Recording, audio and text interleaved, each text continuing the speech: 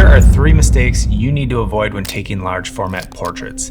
These are things that they're just gonna kill your results. I've been a professional portrait photographer for 2 decades now, and I was really surprised at some of the mistakes I made when shooting portraits with a large format camera. So if you're gonna be giving this a shot, please learn from my mistakes so you don't make the same ones, and this will help you ultimately create some stunning portraits.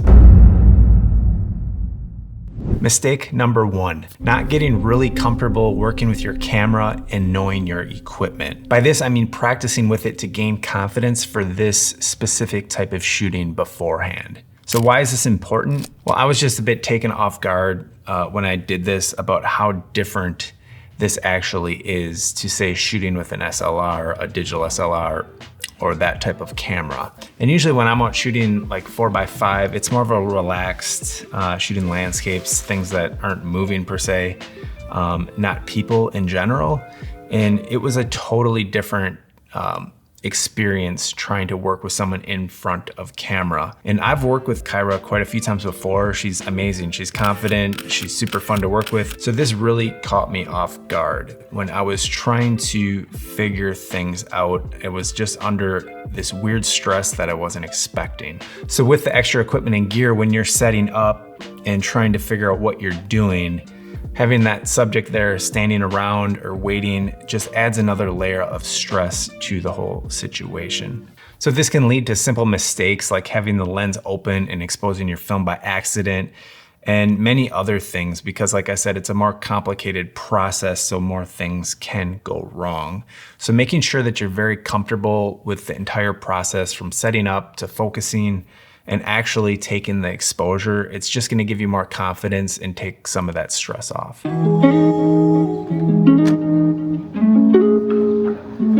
morning.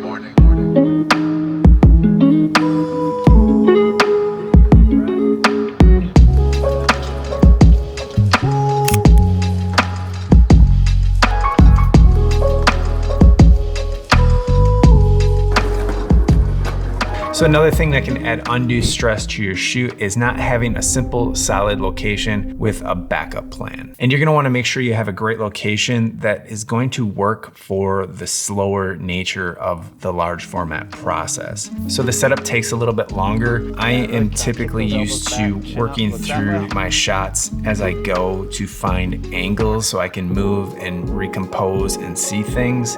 You can't really do this as easily with large format. So having a solid, simple location with clean, easy lighting is really gonna go a long way in getting you set up. And I would go as far as to say probably make like a shot list too, so it's one less thing you're trying to figure out, you know, when you're working with all this gear. For this shoot, I did have a really cool location picked out. It was the top of this old historic building downtown here. However, on the day of, the wind just picked up, and being that high, like it was unshootable. Yeah, we couldn't shoot there because of the wind. And also because of how tight my schedule was, we couldn't reschedule the actual shoot.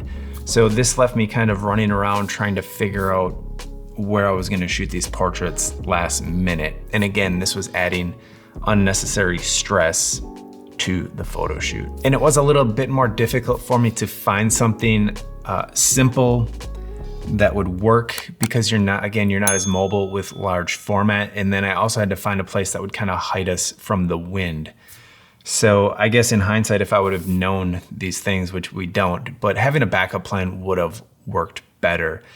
And I almost wish I would have went to the studio, but I had this vision of shooting these outdoors, so I stuck with that. And I did find this little area on the side of the road downtown where the wind, we were kind of protected from the wind and there was good light bouncing in. So we chose to set up there. So having a great location and, if needed, a backup plan is gonna eliminate any worry and undue stress of having to figure it out last minute.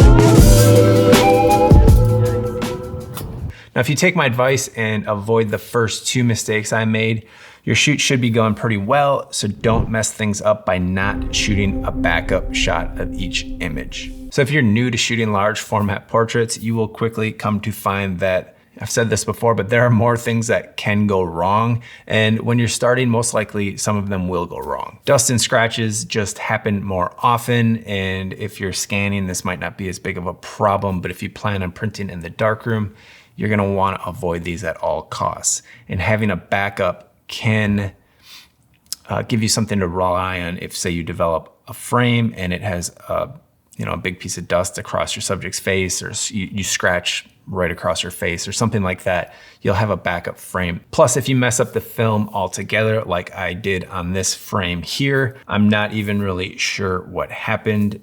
I don't remember opening the dark slide and exposing this, but clearly at some point half the frame did get exposed, and I didn't have a backup. So again, learn from my mistakes. If I would have shot this twice, I would have still had it.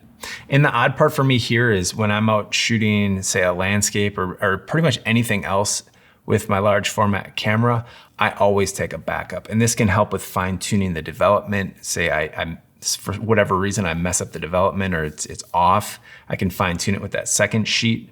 Or again, if there's something that just goes wrong with the first one, I have a backup. So why I didn't do that with these portraits, I'm still trying to figure that out in my head, but I didn't. And it really bit me in the ass. So lesson learned. This will ultimately give you some peace of mind knowing you have a backup. And if one is out of focus or messed up in some way, you have a second chance.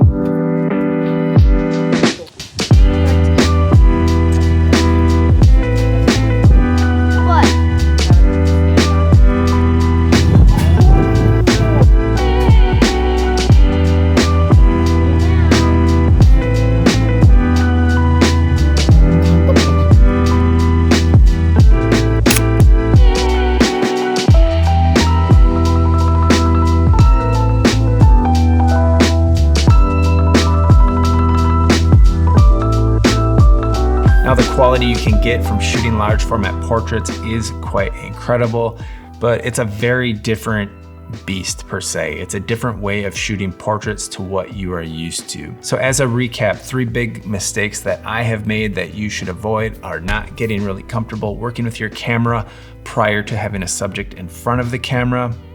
2 is not having a simple, solid location with a backup plan. And 3, not shooting a backup shot of each image. If you guys enjoyed this video, then I'm sure you're gonna love shooting portraits with a Hasselblad 500 CM and printing them in the darkroom.